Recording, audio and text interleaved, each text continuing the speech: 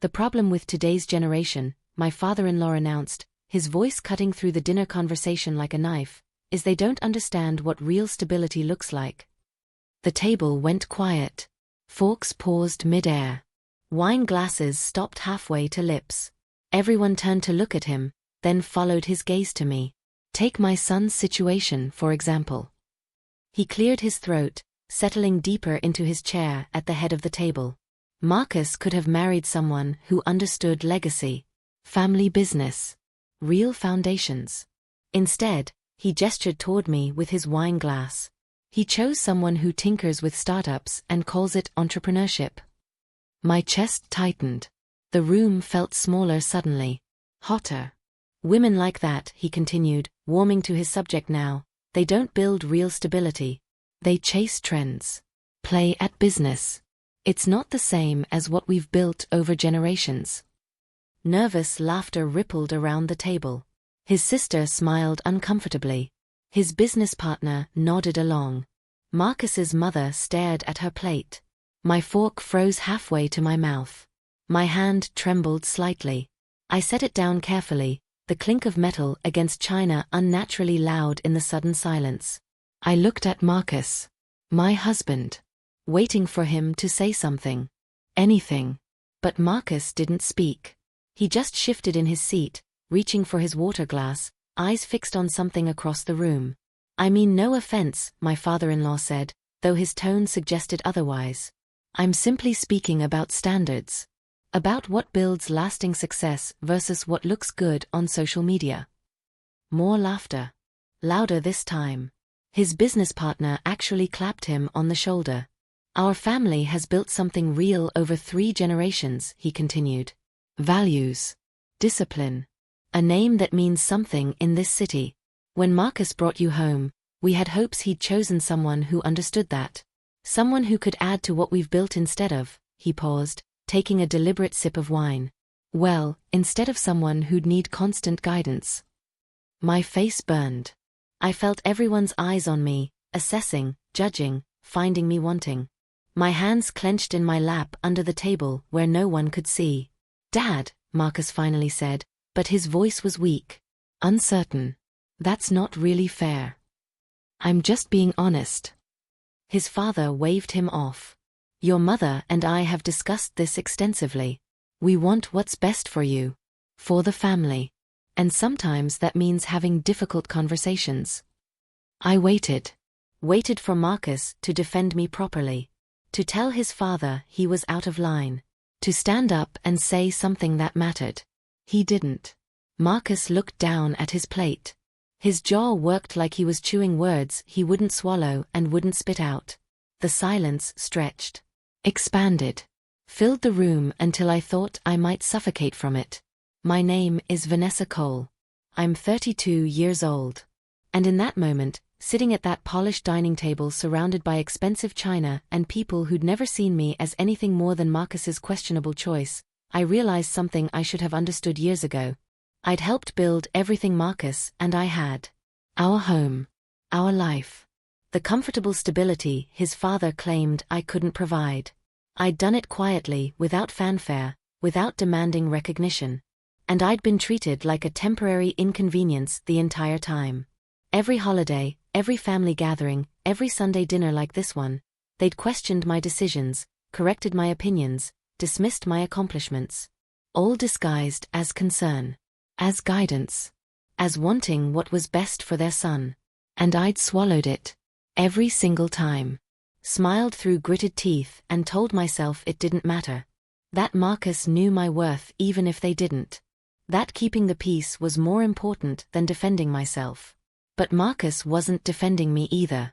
His father raised his wine glass, smiling around the table. To family values, he said. To knowing what really matters.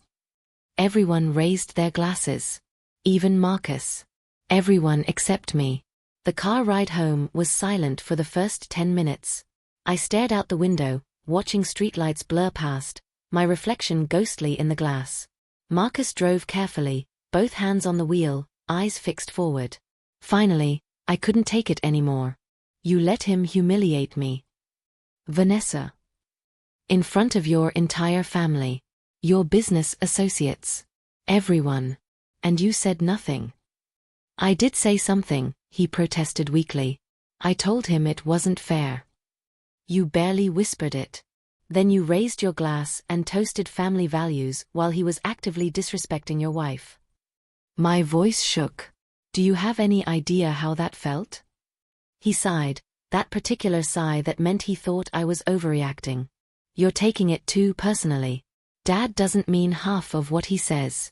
It's just how he talks. He comes from a different generation. He said I don't build real stability.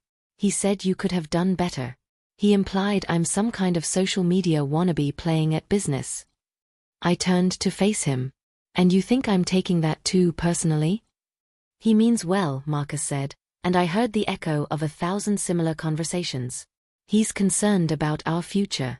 About making sure we're secure. That's all. No. The word came out harder than I intended. That's not all. That's not even close to all. Marcus pulled into our driveway, put the car in park, but didn't turn off the engine. He sat there, hands still gripping the wheel. What do you want me to say, Vanessa? I stared at him. Really looked at him. And realized with creeping horror that this wasn't just his father's opinion. This was his too. That night, I couldn't sleep. I lay in bed staring at the ceiling while Marcus snored softly beside me, and memories flooded back. Patterns I'd been too close to see clearly. Our first Thanksgiving together. His mother had asked about my little business venture, with that particular smile that wasn't really a smile. When I'd explained my startup, his father had interrupted with advice I hadn't asked for, talking over me like I was a child playing make-believe. Christmas 2 years ago. I'd brought my company's annual report to share the growth we'd achieved. His father had barely glanced at it before launching into a story about his own business success. The report had ended up under a stack of wrapping paper, forgotten. Every family dinner since then had followed the same pattern. Questions about Marcus's career. Praise for his decisions. Concern about his stress levels. And when they turned to me, it was always with faint disapproval. Had I considered something more stable? Wasn't I worried about work-life balance? Did I really think it was wise to take such risks? I'd absorbed it all. Smiled through it. Told myself their opinions didn't matter. But I'd also started talking less about my work. Stopped sharing victories. Made myself smaller to fit into the space they'd decided I should occupy. When had I become so quiet? When had I started apologizing for my own success? Marcus shifted in his sleep, his arm falling across my waist. I carefully moved it aside. The gesture felt symbolic somehow. I wouldn't swallow it anymore. I couldn't. In the morning, I drove to my office earlier than usual. The building was quiet, most employees not due for another hour. I sat at my desk and pulled up our company files. Numbers. Growth charts. Client acquisitions. Revenue streams. My company wasn't a hobby. It wasn't a trend. It wasn't something I tinkered with, while waiting to settle into a more appropriate role as Marcus's wife. I'd built this from nothing. 5 years ago, it had been just me, a laptop, and an idea.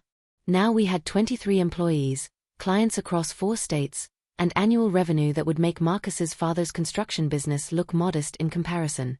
Not that they knew that. I'd never told them the full picture. Partly from humility. Partly because they'd never really asked. And partly because some instinct had warned me to keep my cards close. I pulled up our financial statements. Our profit margins. Our expansion plans for the next fiscal year. Everything his father claimed I couldn't understand about real business was right here, documented, proven, successful. The irony sat heavy in my chest. While his father lectured me about stability, I'd been building something that eclipsed his own achievements. While he dismissed my work as playing at entrepreneurship, I'd been making decisions that would have intimidated most business owners. They didn't know. Marcus didn't even know the complete picture. I'd kept it quiet, kept it humble, kept it separate from family dynamics. My father-in-law had no idea who he'd insulted at that dinner table. But he was about to find out. 3 weeks passed. 3 weeks of careful distance between Marcus and me. Polite conversations. Separate schedules. Him sleeping later while I left early. Me working late while he ate dinner alone. He noticed, of course. Asked what was wrong. I told him I needed space to think. He assumed it would blow over like every other disagreement. He didn't understand that something fundamental had broken. Then, one evening, I came home to find him on the phone in his home office. The door was slightly open. I hadn't meant to eavesdrop, but his tone stopped me cold. "Dad, I understand the situation is difficult, but you can't just..." He paused, listening. I know you've tried everything else. But asking her might make things worse right now." I froze in the hallway. Her. He meant me. "The relationship is already strained after that dinner," Marcus continued, his voice dropping lower. "You didn't exactly make her feel valued. And now you want me to..." Another pause. "How bad is it really?" The silence that followed felt heavy. Significant. "Jesus, Dad. Why didn't you tell me sooner?" Marcus's voice cracked slightly. "That changes everything. But I still don't know if she'll..." He stopped abruptly. "Yes, she has the resources. No, I don't know if she'll be willing to help." My name came up then. I heard it clearly through the crack in the door. "Vanessa." Followed by more conversation I couldn't quite catch. I backed away quietly and went to the kitchen. My hands shook as I poured a glass of water. Marcus's father needed something from me. Something financial. Something significant enough that it had put that strain in my husband's voice. The man who'd publicly humiliated me needed my help. I spent the next 2 days casually asking questions. Making phone calls to people in the industry. Checking business filings and public records. The picture that emerged was worse than I'd expected. Marcus's father, William Hartwell, successful construction magnate, pillar of the business community, was in serious trouble. His company had been struggling for over a year. Bad contracts. Cost overruns. A major client bankruptcy that had left him holding millions in unpaid invoices. But the real problem was deeper. He'd made decisions based on arrogance rather than market reality. Refused to adapt to changing construction standards. Dismissed advice from younger consultants. Burned bridges with potential partners because he insisted on doing things his way. The same arrogance he'd used to dismiss me at that dinner table had been slowly destroying his business. And his pride had prevented him from admitting it until it was almost too late. Now he was facing a cash flow crisis. Needed an immediate injection of capital or he'd start missing payroll within weeks. Banks were reluctant because his debt-to-asset ratio was already concerning. Private investors were staying away because his reputation for being difficult preceded him. He was running out of options. And somehow, his last desperate hope involved me. I sat back in my office chair, processing it all. The cosmic irony wasn't lost on me. The man who'd said I couldn't build real stability was currently watching his own foundation crumble. And he needed help from the woman he'd publicly claimed wasn't good enough for his son. I could almost laugh. Almost. Marcus found me in my home office that evening. He stood in the doorway, hands in his pockets, looking more nervous than I'd seen him in years. "We need to talk," he said. I turned from my computer, waiting. "It's about my father." He came in, sat in the chair across from my desk. His business is in trouble. Serious trouble. He's too proud to admit how bad it is, but it's worse than anyone knows. And I kept my voice neutral. He needs help. Financial help. A loan to get through this rough patch while he restructures. Marcus met my eyes. He asked if you might be willing to help. If your company might consider lending him the capital he needs. The audacity nearly took my breath away. After everything. After that dinner. After years of dismissal and subtle put-downs. He wanted my money now. How much? I asked. Marcus named a figure that made my eyebrows rise. It wasn't devastating, but it wasn't pocket change either. It would be a business loan. Properly structured. With interest and repayment terms. He's not asking for a handout. Just my money. Vanessa. Does he know? I interrupted. Does he know it would come from me? From my little startup that tinkers with trends? Or does he think this is coming from some mysterious investor who happens to share my last name? Marcus flinched. He knows. And he's willing to talk to you directly, to explain the situation and answer any questions. How generous of him. Please. Marcus leaned forward. Just hear him out. That's all I'm asking. Just one meeting. I looked at my husband. Really looked at him. Saw the strain in his face, the worry. But also saw something else. The assumption that I'd help because that's what family did. The expectation that I'd be the bigger person. Again. Just hear him out, Marcus repeated. The meeting was scheduled for the following Tuesday at a neutral location, a private conference room at an executive club downtown.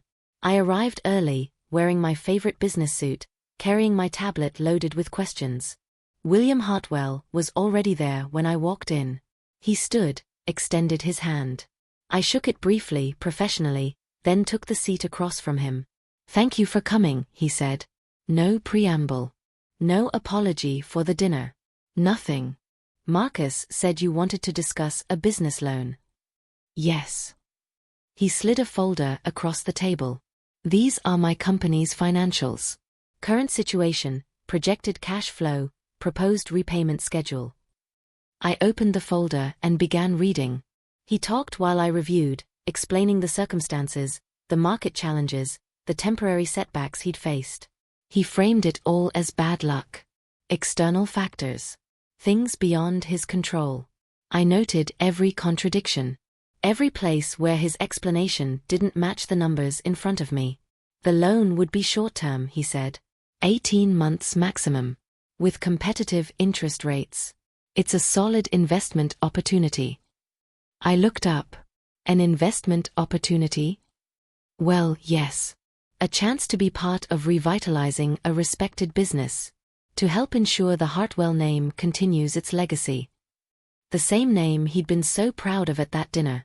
The legacy he'd claimed I couldn't possibly add to. I closed the folder carefully. You understand business at least, he said, watching me. You can see this is a sound proposal. The condescension in his tone, grudging acknowledgement wrapped in faint surprise, made my jaw tighten. But I didn't react. Didn't smile. Didn't frown.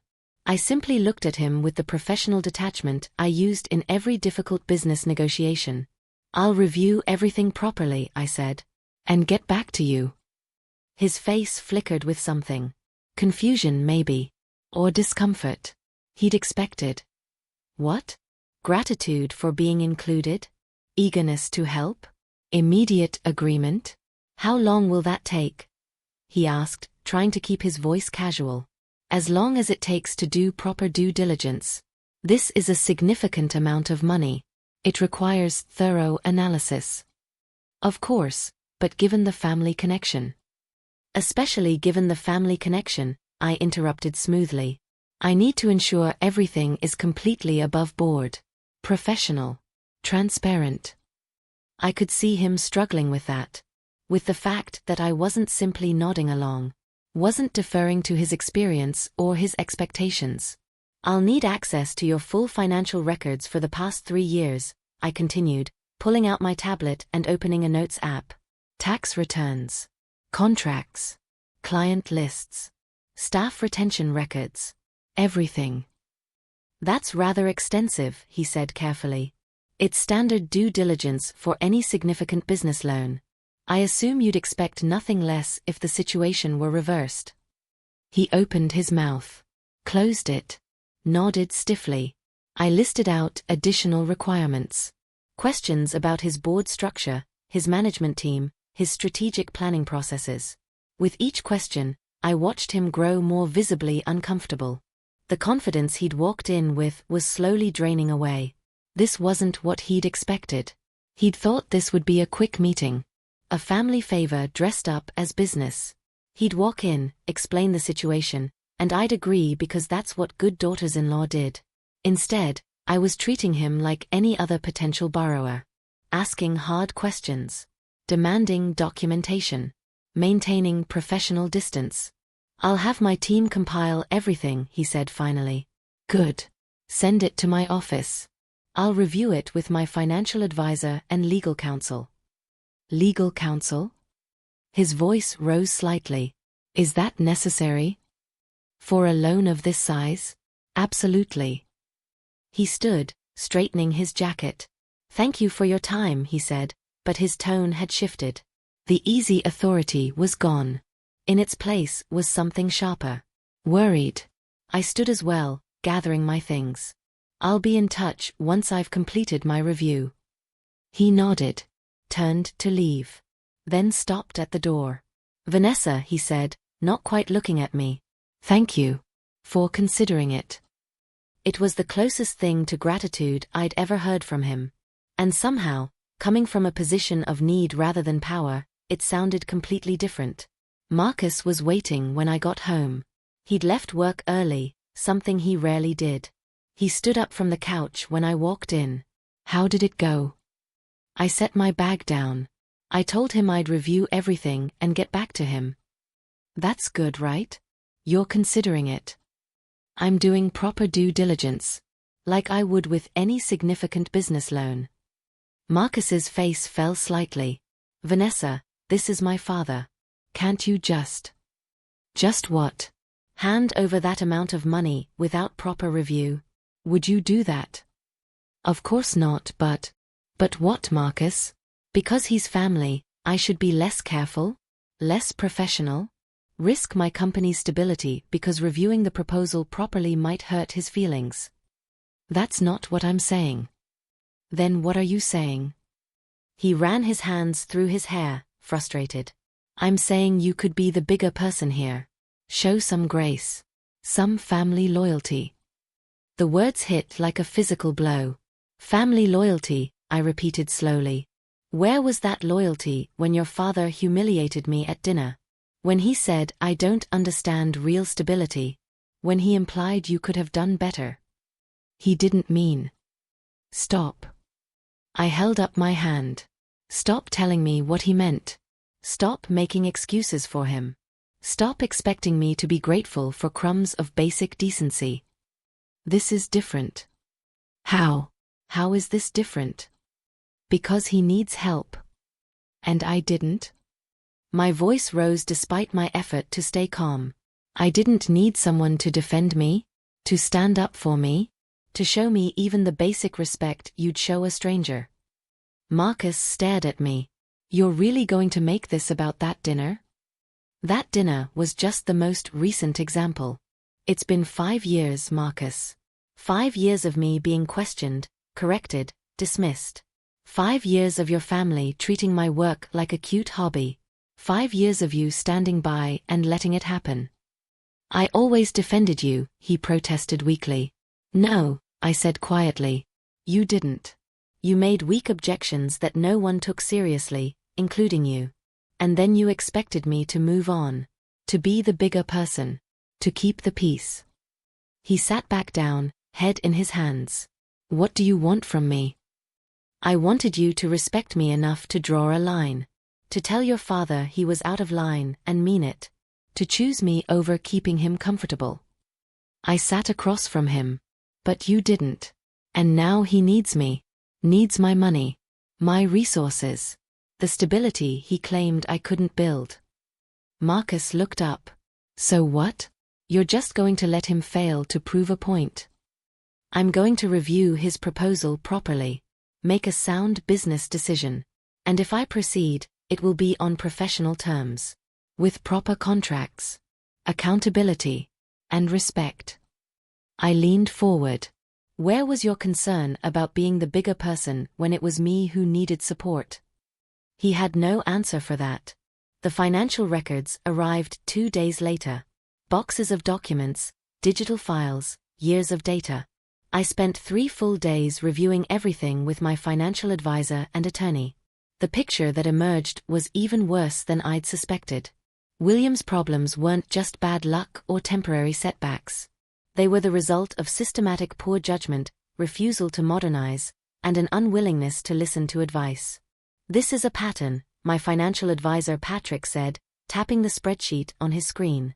"He consistently overbids projects, underestimates costs, and refuses to adjust when reality proves him wrong.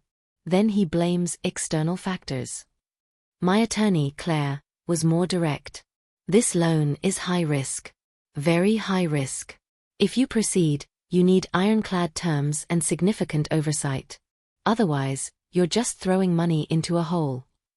I reviewed the client complaints, the employee turnover, the projects that had gone over budget not because of unforeseen circumstances, but because William had insisted on doing things his way despite evidence it wouldn't work. He'd treated his business the same way he treated people. With arrogance. With the assumption that his way was the only way. With refusal to adapt or change. And now it was catching up with him. I could deny the loan. Walk away. Let him face the consequences of his own decisions. Part of me wanted to. The part that still burned from that dinner. That still felt the sting of 5 years of subtle dismissals. But another part saw something else. An opportunity. Not for revenge exactly, but for something more precise. More permanent. I could help him. But on my terms. With conditions that would force real change. Accountability he couldn't escape. A restructuring that would strip away the control that had let him make such poor decisions in the first place. I opened my laptop and began drafting a proposal. This loan could decide everything. His business. His legacy. The family dynamics that had been set in stone for decades. And this time, I would be the one setting the terms. That evening, I sat Marcus down and explained my position.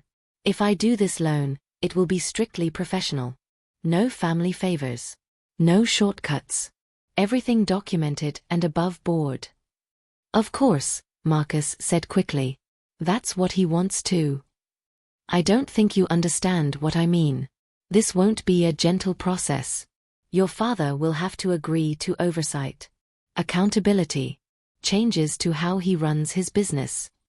Marcus's expression shifted. "What kind of changes?" "The kind that will actually address the problems causing this crisis. Bringing in outside consultants. Implementing new financial controls. Making decisions based on data instead of stubbornness." "He's not going to like that." "Then he won't get the loan." I kept my voice level. "I'm not throwing money at a sinking ship just because it has your family name on it. If he wants my help, it comes with conditions that protect my investment." "This is about more than business for you, isn't it?" Marcus said, and there was something accusatory in his tone. "You're using this to punish him." "No," I said firmly. "I'm using this to ensure success. The same way I'd approach any high-risk loan. The fact that it requires your father to be humble enough to accept help isn't punishment. It's reality." "You're being cold." The word hit hard. Cold. That's what they always called women who refused to be pushed around. Who insisted on proper terms. Who didn't smile and accommodate and make themselves smaller. "I'm being professional," I corrected. "There's a difference. And if you can't see that, maybe that's part of our bigger problem." Marcus stood up. "What's that supposed to mean?" "It means you see me protecting my business as being cold. But you saw your father attacking me at dinner as just how he talks. The standards aren't equal, Marcus. They never have been." He stared at me. Then walked out without another word. I sat alone in the living room, the proposal draft still open on my laptop. I wasn't being cruel. I was being smart. Careful. Fair.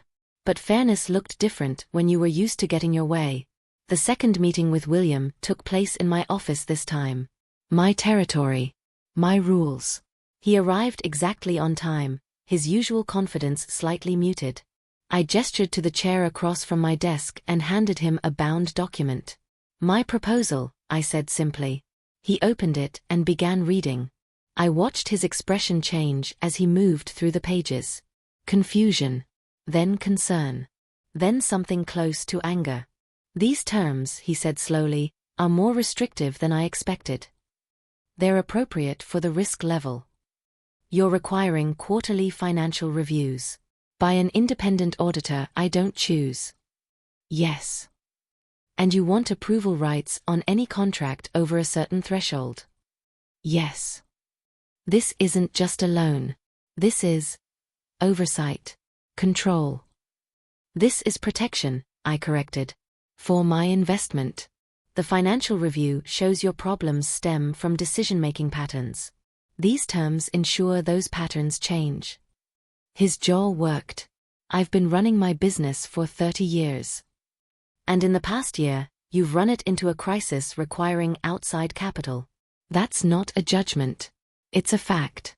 These terms address the underlying issues instead of just putting a bandage on the symptoms. My business. My legacy. You're asking me to hand over control. I'm asking you to share decision-making with people who have perspective you lack. There's a difference. He stood up, the document clenched in his hand. This is humiliating. No, I said calmly. Humiliating is having someone publicly dismiss your competence in front of your family and colleagues. This is just business. The reference to the dinner hung in the air between us. His face flushed. I see, he said stiffly. This is about that. This is about ensuring success. But yes, I remember how you characterized my understanding of business. So you can see why I'm being especially thorough now. We stared at each other across my desk. The power dynamic had completely reversed. He needed me, needed my money, needed my approval. And we both knew it. These are my terms, I said. Take them to your attorney. Review them carefully. Then let me know your decision. And if I refuse? Then you find capital elsewhere. I met his eyes steadily. But we both know you've already tried that. This is your best offer. Possibly your only offer. He stood there, the proposal in his hands, his pride warring with his desperation. Finally, he nodded curtly and walked out.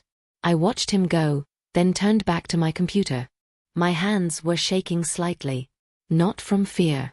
From the rush of finally being the one in control. 3 days later, William called and asked for another meeting. This time, his voice was different. Quieter. Less certain. We met at the same executive club. He had the proposal with him, marked up with notes. His attorney had reviewed it, he said. Found it aggressive but legally sound. I want to negotiate some of the terms, he began. I'm listening. We spent 2 hours going through specifics. He pushed back on oversight requirements. I held firm but offered minor adjustments to implementation timelines. He questioned the interest rate. I showed him comparable rates for similar risk profiles. He argued about the length of the agreement. I explained why shorter terms wouldn't allow enough time for meaningful restructuring. For the first time in my 5 years of knowing him, William actually listened. Really listened. Not just waiting for his turn to talk, but processing what I said. Considering it. Acknowledging when I made valid points. His hands shook slightly when he signed the preliminary agreements. I noticed but didn't comment. This will work, I said, meaning it. The terms are strict, but they're designed to succeed. If you follow them, your business can stabilize. He nodded, not meeting my eyes. Then, quietly, thank you. The words sounded foreign coming from him. Difficult. Like admitting weakness. You're welcome, I said professionally.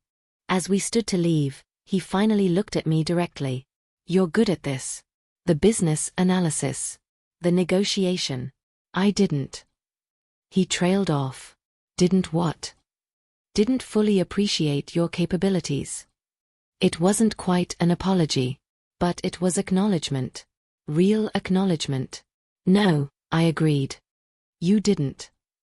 He left without responding to that. But something had shifted. Some fundamental assumption had cracked.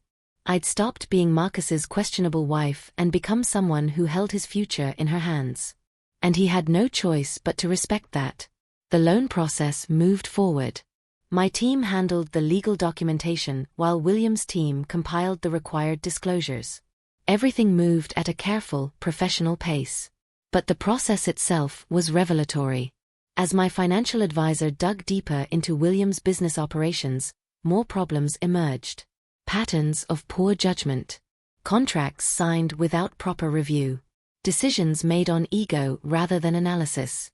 Look at this, Claire showed me during one review session. He lost a major contract because he refused to update his safety protocols. The client explicitly told him what they needed, but he insisted his methods were fine. The same stubbornness that made him successful early on is now destroying him, Patrick added. He built his business when the market was different. Now it's evolved, and he hasn't. Other family members started asking questions too. Marcus's mother called, wanting to understand why the loan terms were so strict. His sister emailed, concerned about what this meant for the family business's future. His uncle, who'd been at that fateful dinner, reached out directly. "Is it true you're requiring outside auditors?" the uncle asked. "Yes. It's standard for loans of this size and risk level." William isn't happy about it. "I imagine not," I said calmly. "But the terms are necessary for success. Some of us are wondering if this is the right move. Bringing in outside oversight. It might damage his reputation." "His reputation is already damaged. The market knows he's in trouble. This loan, if successful, will restore it. But only if real changes happen." The uncle was quiet for a moment. "You've really thought this through?" "It's what I do," I said simply. Word spread through the family network. The daughter-in-law they'd dismissed was now controlling their family business's future. The woman they'd never quite accepted was now the only thing standing between William and financial collapse. His authority, the unquestioned leadership he'd held for 30 years, started slipping. Family members who'd always deferred to him now came to me with questions. Employees at his company who'd heard about the loan looked to the future with uncertainty. The power structure was changing. And everyone could feel it. 2 weeks before the loan was scheduled to finalize, Marcus came home with good news. "Dad's team thinks they found an alternative investor. Someone willing to match your terms without the oversight requirements." My stomach dropped. Not because I needed this deal, but because I knew what it meant. They were still looking for an easy way out. Still hoping to avoid real change. "That's good for him," I said neutrally. "So you'll step aside? Let him take the other deal." I looked at my husband. If he has better terms, he should take them. Marcus seemed relieved. "I knew you'd understand. This way there's no awkwardness. No family tension. Everything goes back to normal." Back to normal. Where I was dismissed and he was comfortable. "Sure," I said. "Back to normal." Over the next few days, I did some quiet research. The alternative investor Marcus mentioned wasn't hard to identify. And what I found was illuminating. The terms weren't better. They were looser. Less oversight. More risk. Higher interest rates buried in complex language.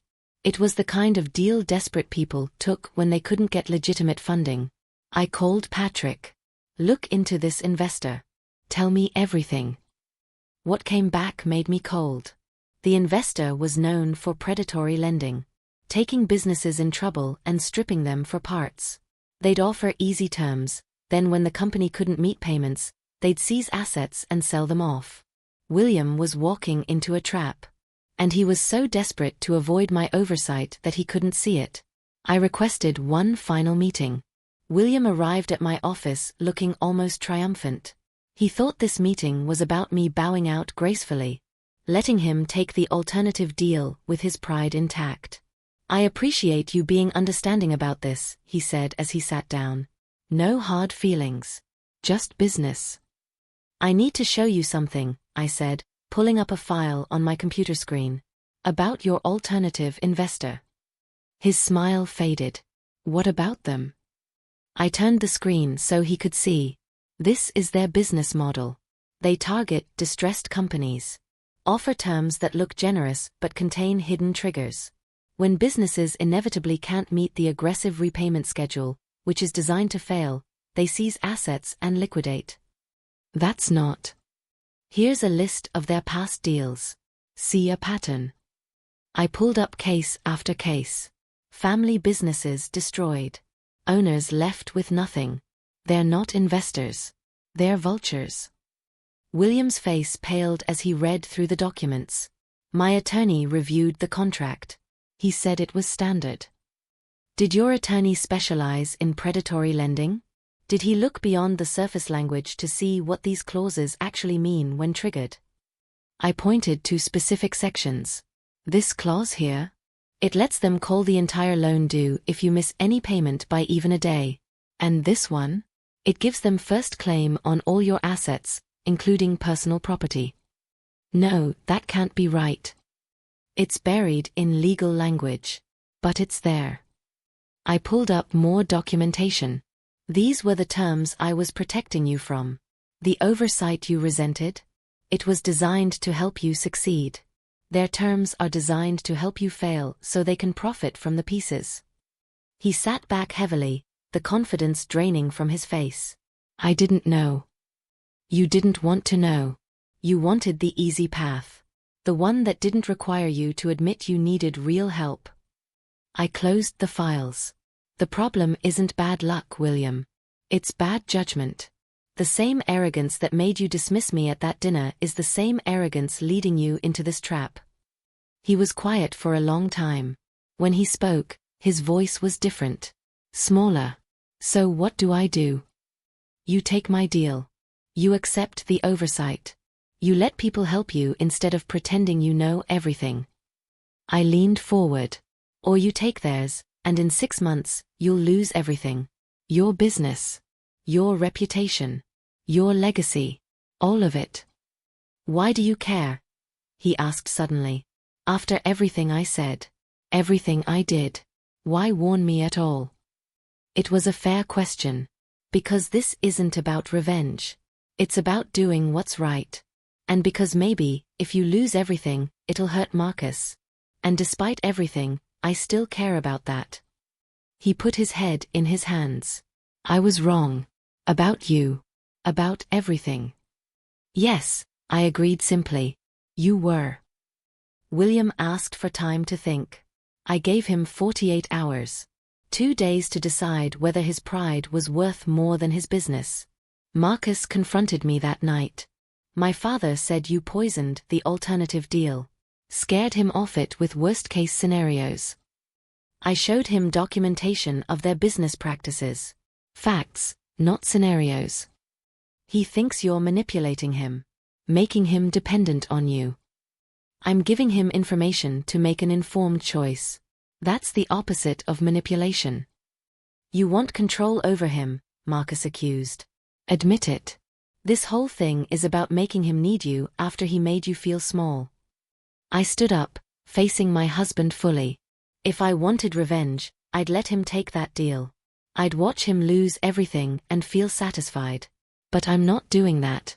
I'm offering him a real path forward with terms that protect both of us. If you can't see the difference, that says more about you than me. Everything changed after that dinner, Marcus said, and there was something broken in his voice. You changed. No, I said quietly. I stopped pretending. There's a difference. He stared at me. I don't know if I recognize you anymore. Good. Because the woman you thought you knew was making herself smaller to fit into your family's expectations. The real me? She's someone who knows her worth. Who won't accept being diminished. Who won't smile through disrespect anymore. So what happens now? Now your father makes a choice. And then you make one. What choice do I have to make? I looked at him, this man I'd married, who'd stood by while his father tore me down, who was even now more concerned about his father's comfort than my dignity. Whether you want a wife who stands up for herself, I said. Or one who kneels. The call came the next morning. William wanted to meet. His voice on the phone was quiet. Rough, like he hadn't slept. We met at my office. He came alone this time. No attorney. No backup. Just him and the weight of his decision. I reviewed everything you showed me, he said, sitting across from my desk. Had a different attorney look at it. A specialist. She confirmed everything you said. That deal would have destroyed me. I waited. I'm asking. He stopped, started again. I'm asking you not to let me fail. Please. Take the contract as written. I'll accept the oversight. The conditions. All of it. It wasn't quite begging. But it was close. The room felt smaller with his desperation filling it. I thought about the dinner table. About 5 years of subtle dismissals. About Marcus's silence when I'd needed him to speak. Why should I asked quietly. He looked up, surprised. Because we're family. Family, I repeated. The same family that questioned my worth? That dismissed my accomplishments? That treated me like a temporary addition to be tolerated? I was wrong. The words came out strangled. I see that now. You were never the problem. I was. My pride. My assumptions. My refusal to see past my own prejudices. And if I do this? If I approve this loan? What changes? Everything, he said. I promise. Everything. Promises are easy. Change is hard. Then watch me, he said, and there was something like steel in his voice, mixed with the desperation. Watch me prove I can be better. That I can learn. That I was wrong about you. I studied him. This man who'd held power over me through his son. Through family expectations. Through the weight of his approval that I'd never received and eventually stopped wanting. Now he sat before me, asking for mercy. I pulled out the contract. These terms stand. No modifications. No special treatment. You follow every requirement, or the deal collapses.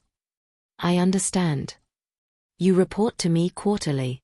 You accept oversight. You make changes I recommend. You stop making decisions based on ego. Yes. And one more thing. I leaned forward. You apologize. Publicly. To me. For that dinner. For the years of dismissal. You acknowledge you were wrong. He paled slightly. You want me to? I want you to tell the truth. In front of the same people who heard you tear me down. That's the condition. He was quiet for a long time. His pride warring with his desperation. Finally, he nodded. Okay. I'll do it. I slid the contract across the desk. He signed it with shaking hands. And just like that, the power dynamic that had defined our relationship for 5 years completely reversed. The loan went through. Within days, William's company had the capital it needed. Payroll was met. Critical contracts were signed. The immediate crisis was averted. But the real work was just beginning. My oversight wasn't decorative. I implemented every requirement. Hired the outside auditors. Reviewed major decisions. Required monthly reporting. And I required changes. Real changes. William had to bring in an operations consultant. Someone younger, with modern expertise. Had to implement new financial controls. Had to start making decisions based on data instead of instinct. I restructured the deal to protect my investment. Not cruelly, but completely. William couldn't make major decisions without review. Couldn't take the risks that had gotten him into trouble. Couldn't rely on the authority he'd wielded for 30 years. The family watched it all happen. Watched him report to me. Watched him defer to my judgment. Watched the power structure they'd always known completely invert. His sister called me concerned. You're being very hard on him. I'm being thorough. There's a difference. He's struggling with the oversight. It's affecting him. He's struggling with accountability. That's normal when you've never had it before. Marcus was struggling too. I could see it in how he moved through our house. How he looked at me like I was someone he no longer recognized. Are you happy now? He asked one evening. Now that you've got control over my father? I don't have control over your father. I have oversight of a business loan. There's a difference. He's humiliated. The whole family sees it. The whole family sees accountability. If that looks like humiliation, maybe that says something about what they're used to. Everything was fine before, Marcus said. Before that dinner. Before all of this. Everything was not fine, I said firmly. I was being treated with disrespect and you were letting it happen. That was never fine. You just didn't have to think about it. He left the room without responding. The public apology happened at the next family gathering. William had delayed it, finding excuses, but I'd been firm. Part of the deal. Non-negotiable. We gathered at his sister's house for Sunday dinner. The same people who'd been at the original dinner were there. I sat in my usual spot, Marcus tense beside me. William stood up before the meal, his wine glass in hand. The room quieted. I need to say something, he began. His voice was steady but quiet. A few months ago at dinner, I said things about Vanessa. About her work. Her capabilities. Her worth to this family. People shifted uncomfortably. They remembered. I was wrong. Completely wrong. I let pride and outdated assumptions blind me to who she actually is and what she's accomplished. He looked directly at me.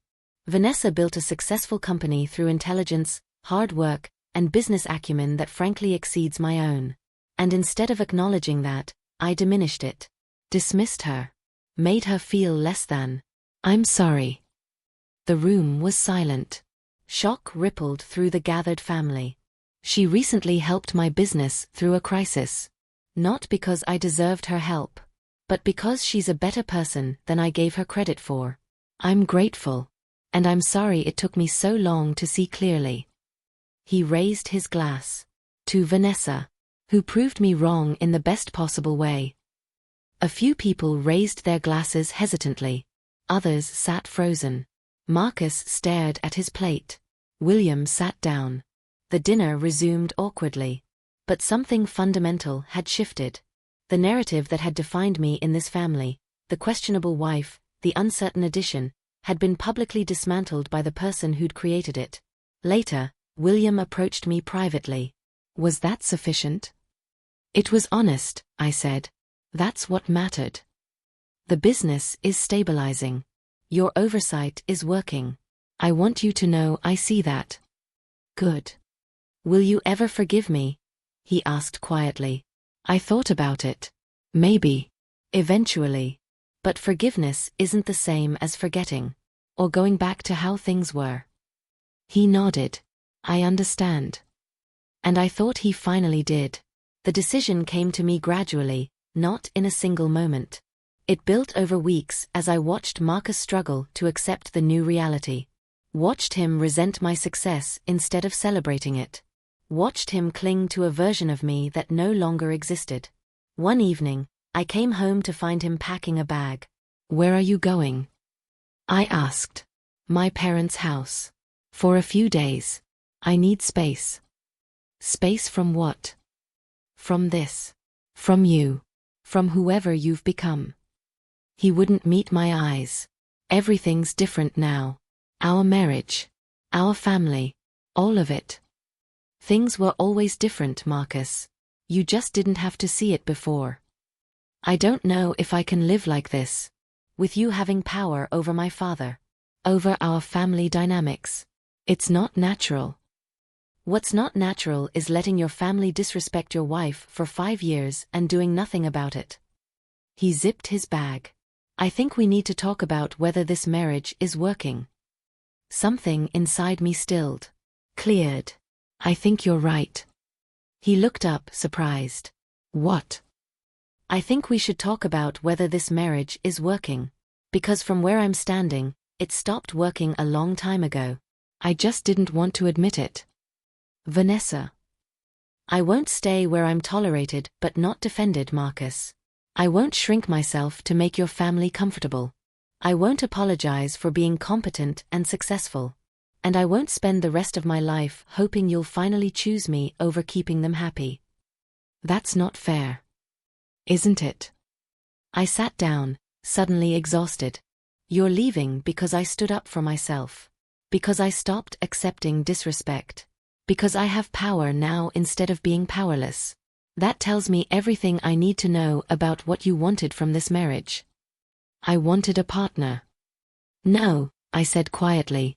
You wanted someone who'd fit into your family's expectations without causing waves. That's not the same thing.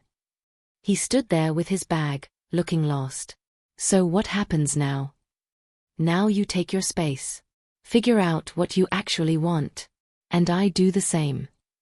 Are you saying you want a divorce? I looked at my husband, this man I'd loved, who'd never quite loved me the way I needed. Who'd stood silent when I needed defense. Who resented my strength instead of admiring it. I'm saying I want to be with someone who values me. Who stands up for me. Who isn't threatened by my success. I stood up. If that's you, prove it. If it's not, then yes. We should probably divorce. He left without another word. The door closed behind him with a soft click that sounded like an ending. I sat alone in our living room and felt something unexpected. Not grief. Not even sadness. Just clarity. Clean, sharp, liberating clarity. 6 months later, I saw William at a professional conference. We'd maintained our business relationship. He was meeting his obligations, following the oversight requirements, slowly rebuilding his company with actual sustainable practices. But this was the first time I'd seen him socially since the separation. He approached carefully, uncertain of his reception. Vanessa. You look well. Thank you. So do you. The business is doing better. You'll see it in next month's report. We landed a major contract. Properly bid. Proper planning. Everything by the book. I'm glad to hear it. He hesitated. I heard about you and Marcus. I'm sorry. Are you? Yes. I blame myself partially. If I hadn't, he stopped. I handled everything wrong from the beginning. Made assumptions. Created divisions. I take responsibility for that. I studied him. He looked older. Quieter. But also somehow less burdened. The arrogance that had defined him was gone, replaced by something more careful. More aware. People change when they have to, I said. You're proving that. You changed me, he said. By not letting me take the easy path. By forcing me to be accountable. I resented it at first. But I understand now. You saved my business by refusing to enable my worst patterns. I did what was necessary. You did what was right. He paused. For what it's worth, I think Marcus is a fool. You were always good enough. Better than good enough. I was just too blind to see it. I felt something release in my chest. Not forgiveness exactly, but acceptance. Thank you for saying that. The loan term ends in a year. I'll meet every obligation. And after that, if you're willing, I'd like to keep working with you. Your company as a consultant. Proper terms. Proper respect. We'll see, I said. But I was smiling. He nodded and walked away. I watched him go. This man who'd once held such power over me through his son's silence. Now just another business associate. Respectful. Professional. Careful with his words because he'd learned what happened when he wasn't. I turned back to the conference, to the networking and opportunities, to the life I'd built on my own terms. My company was thriving. Growing. Expanding into new markets. Everything his family had dismissed as tinkering with trends had become substantial. Undeniable. Successful. I wasn't good enough when I was silent. When I made myself small. When I absorbed disrespect and called it keeping the peace. But I became indispensable when I stopped shrinking. When I knew my worth and refused to accept less. When I demanded respect instead of hoping for it. The divorce papers were being finalized. Marcus had wanted to reconcile briefly, but only if I'd ease up on his father. Only if things could go back to normal. I declined. Some things, once broken, weren't worth repairing. I thought about the woman I'd been at that dinner table. Fork frozen. Face burning. Waiting for someone else to defend her. She felt like a stranger now. This woman, the one who'd stood firm, who'd enforced boundaries, who'd turned her dismissal into leverage. She was who I actually was. Who I'd always been underneath the performance of accommodation. My phone buzzed. A client. A new project.